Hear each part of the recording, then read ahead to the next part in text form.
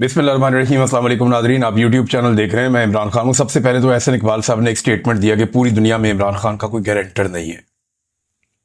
Guarantor Imran Khan को क्यों चाहिए जी? गारंटर तो चाहिए होता है उन लोगों को जो लोग कमज़ोर हों या जिनका किरदार कमज़ोर हो। यानी वो तो गारंटर तो पालतू लोगों का होता है कि जनाब ये हमारा आदमी है, बेफिक्र हो जाए, कुछ नहीं कहना तानू, या इसकी हम गारंटी दे देते हैं, आपको कोई प्रॉब्लम नहीं होगा, हम बता देते हैं। आजाद लोगों की तो कोई गारंटी नहीं होती है।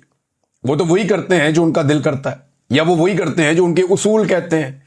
आजाद लोगों की गारंटी तो नहीं दी जा सकती। अब ये नहीं जिस तरह मियां नवाज शरीफ की गारंटी आ जाती है बाहर से, क्योंकि सारे जानते हैं कि फंसा हुआ आदमी है, कारोबारी आदमी है, कभी भी अपना माली नुकसान नहीं करेगा। इसको हम साथ ले जाते हैं, वो उन्हें कहते हैं ठीक है जी मेरी गारंटी दे दे, ठीक है जी। वो अपनी चीजें गिरवी भी रख लेते हैं, बाहर दुनिया के अंदर उनकी जायदादें भी हैं, तो उनकी गारंटी दी जा सकती है। एक ऐसा आदमी जिसका उन्हें पता है इसका करैक्टर कोई नहीं है, जब मर्जी इसको दबाया जा सकता है, इसका बाजू मरोड़ा जा सकता है, इसकी कमजोरियां हमारे पास हैं, तो इसकी हम गारंटी दे सकते हैं। इमरान खान की गारंटी कौन दे सकता है? किसी की क्या जरूरत है कि गारंटी देगा? उसकी कमजोरी किसी के पास नहीं है, तो गारंटी कौन देगा? और क्या आप ये कह सकते हैं कि इमरान खान को हम टेम करके आपको दे देंगे? आजाद आदमी की कोई गारंटी नहीं होती। गारंटी होती है पालतू लोगों की, और गारंटी होती है कमजोर लोगों की। किरदार वाले आदमी की गारंटी नहीं होती। एहसन इकबाल साहब को इतनी सी बात समझ आ जाती ना, तो आज वो नवाज शरीफ के साथ नहीं होते। चले इस बात को यहां पे रोक लेते हैं। इमरान खान की कौन गारंटी देगा? यानी गारंटी तो ये अजीब सी बात ही की है कि पूरी दुनिया में कोई गारंटी नहीं दे रहा।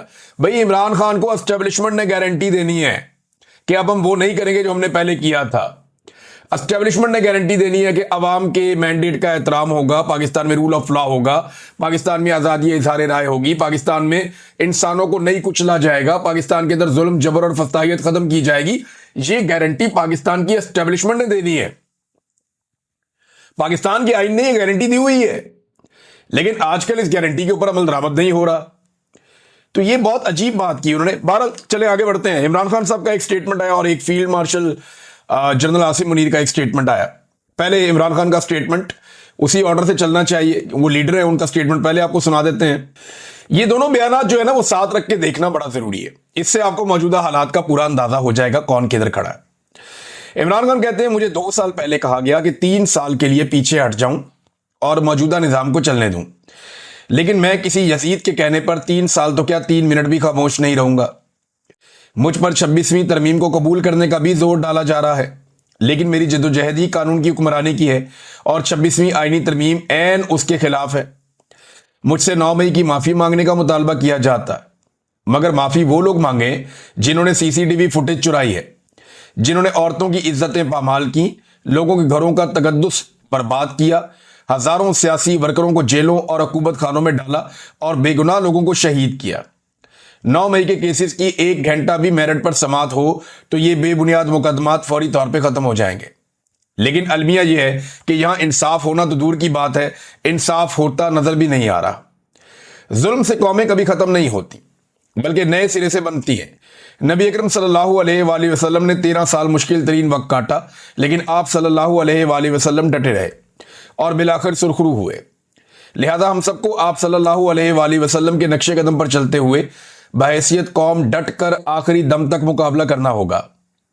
जब इंसाफ का हर दरवाजा बंद कर दिया जाए, फिर पुरअमन एहतजाज के सिवा कोई रास्ता नहीं बचता। तहरीके इंसाफ समेत पूरी कौम को पैगाम देता हूं कि मुल्क गिर एहतजाज के लिए तैयार रहें। पाकिस्तान में कानून मुकम्मल तौर पर मुअत्तल है, यहां औरतों की भी इज्जत महफूज नहीं है। मेरी अहलिया बुशरा बेगम सिर्फ सहूलतकारी के इल्जाम में 14 माह से कैद तन्हाई में है, हालांकि उन पर जुर्म साबित भी नहीं हुआ। Doctor Yasmin Rashid cancer survivor और बुजुर्ग खातून है, मगर इनको भी बेशर्मी से जाली मुकदमात में पाबंद सलासल किया गया। मेरी बहनों जिनकी उम्रें 65 से 70 साल के दरमियान है, हाई कोर्ट के हुक्म पर जेल में मुझसे मिलने आती हैं, जो इनका और मेरा बुनियादी हक है, मगर एक कर्नल इनको रोक देता है और अदालत का हुक्म रद्दी की टोकरी की नजर हो जाता है। जंगल के कानून का यह आलम है कि मेरी बहनों को यहां से गिरफ्तार किया जाता है और चक्री के पास आधी रात को ले जाकर बेयारो मददगार छोड़ दिया जाता है। जिस मुल्क में अपनी खवातीन के साथ ऐसा सलूक हो, वहां का इखलाकी मेयार फौत हो चुका है। मरियम नवाज के लंदन में 5 फ्लैट्स निकले थे, मगर उनकी जमानत 2 माह में ही हो गई थी, क्योंकि शरीफ खानदान डील पर राजी हो गया था। جو فرعونیت کے آگے جھک جاتا ہے اس کے سب کیس معاف ہو جاتے ہیں، مگر جو حق پر کھڑا ہو جاتا ہے وہ بے جرم بھی سزاوار ٹھہرتا ہے، اس کو سزا دی جاتی ہے چاہے اس کا گناہ کوئی بھی نہ ہو۔ 2 سال میں بیرون ملک سے کوئی سرمایہ کاری اسی لیے نہیں آ سکی کیونکہ دنیا جانتی ہے کہ یہاں قانون ایک کرنل کے جوتے کی نوک پر ہے۔ یاد رہے کہ سرمایہ کاری کے بغیر نہ ملک میں معاشی استحکام آتا ہے اور نہ ہی معیشت ترقی کر سکتی ہے۔ جب تک عدالتی احکامات کرنل کے اشاروں کے محتاج ہوں گے تب تک سرمایہ کاروں کے لیے اعتماد کی فضا ناپید رہے گی۔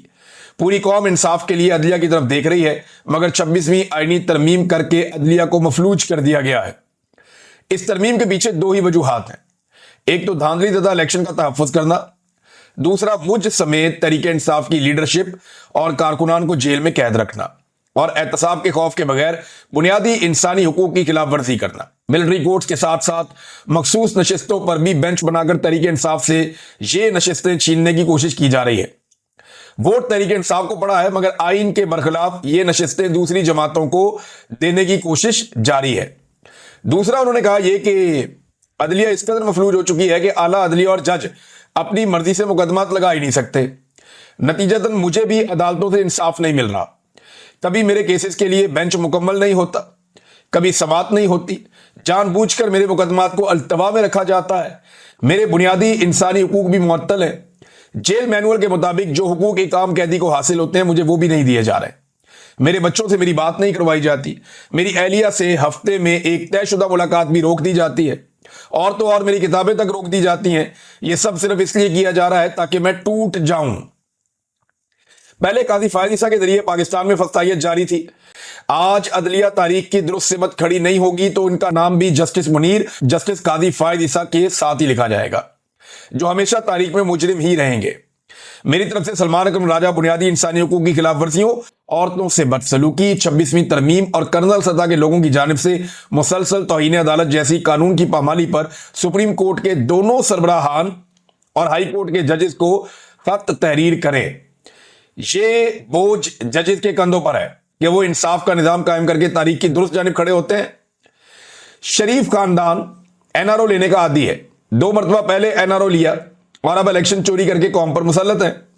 اس ملک کو کبھی بھی ایسے لوگ اوپر لے کر نہیں جا سکتے، چاہے SIFC بنا لیں یا کوئی اور کلیہ آزما لیں۔ قوم صرف تبھی اوپر جاتی ہے جب وہ آزاد ہو اور حکمران اخلاقی طور پر مضبوط ہوں۔ سمریار الیکشن میں تمام لوگ بڑھ چڑھ کر حصہ ڈالیں، اس ظلم کے نظام کے خلاف اپنی واحد طاقت یعنی ووٹ کے ذریعے فیصلہ دیں۔ انہوں نے الیکشن چوری کا پورا پلان بنایا ہوگا، لیکن آپ لوگ چکن نہ رہیں، فارم 45 لے کر پولنگ سٹیشن سے نکلیں اور فارم 47 ملنے تک RO کے دفتر میں موجود رہیں۔ دھاندلی کے آگے دیوار بننا ہے تاکہ اس حکومت کو اس کی مقبولیت کا اندازہ دلایا جا سکے۔ میری ہدایت ہے کہ پارٹی کی پنجاب میں تنظیم سازی کے حوالے سے ترتیب دی گئی کمیٹی میں عالیہ حمزہ اور 4 ریجنز کے صدور کو شامل کیا جائے۔